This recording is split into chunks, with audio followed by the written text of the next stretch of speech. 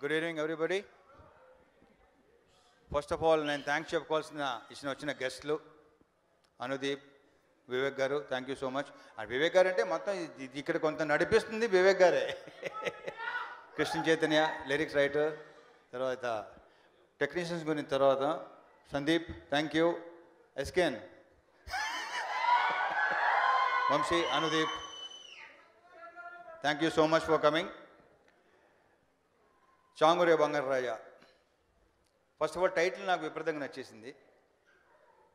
నాకు గుర్తులేదు, మర్చిపోయాను, ఎప్పుడో స్టార్ట్ అయింది కదా. సతీష్ ముందు టైటిల్ చెప్పావు కదా, నాకు చెప్పావా?